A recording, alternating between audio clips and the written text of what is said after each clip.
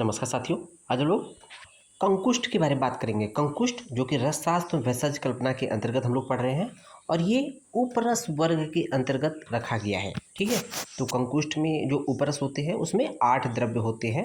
ठीक है ना, जिसमें गंधक है, गैरिक है, कासीस है, कांची है, ताल है, शिला है, अंजन है और कंकुष्ट है। ओके, तो देख लेते हैं कि उत्पत्ति कैसे होती है कंकुष्ट की।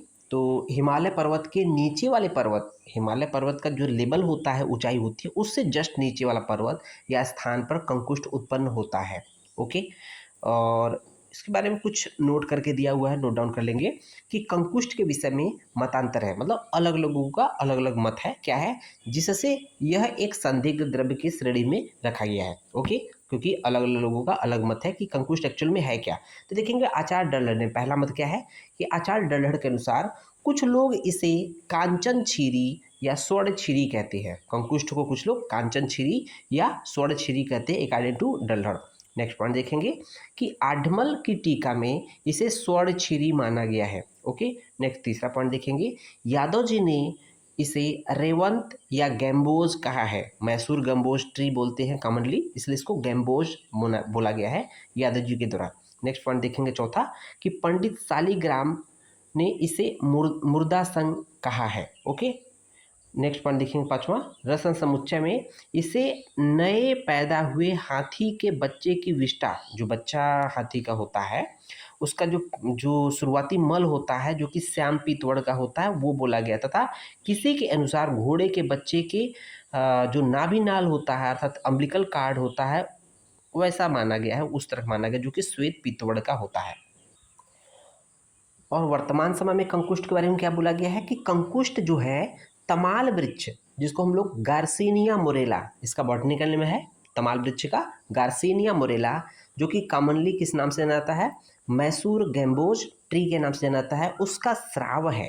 मीन्स जो गार्सिनिया मोरेला तमाल वृक्ष है उसका एक तरह से स्राव होता है कंकुष्ट, जिसे निकालने के कुछ देर रखने से यह जम जाता है तथा चूर्ण के रूप में हो जाता है। यह विदेशों में विदेशों से भारत में आता है। कहने का मतलब भारत में नहीं होता है, विदेशों से भारत में आता है।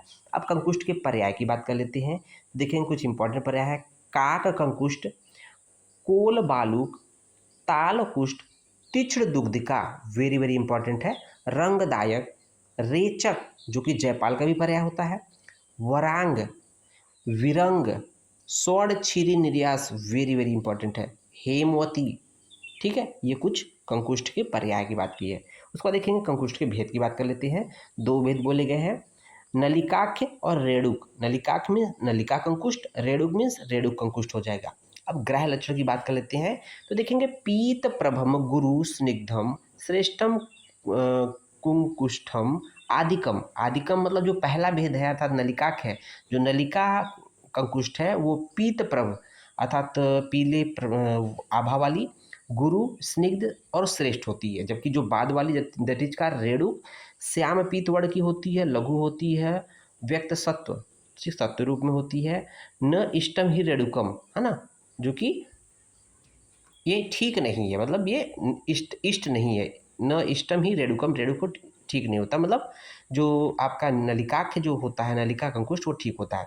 नलिका जो होती है श्रेष्ठ कंकुष्ठ होती है, पीत प्रभ वाली होती है, भारी स्निग्ध होती है। रेणुकाख्य जो होती है श्याम पीत वर्ण होती है, हल्का निःसत्व अर्थात सत्व से रहित होती है और उपयुक्त नहीं होती है। ठीक है, शोधन की बात कर लेते हैं कि कंकुष्ट का शोधन बहुत ही आसान है। शुंठी क्वाथ की 3 भावना दे देंगे तो कंकुष्ट शुद्ध हो जाता है अर्थात सत्व रूप में प्राप्त हो जाता है।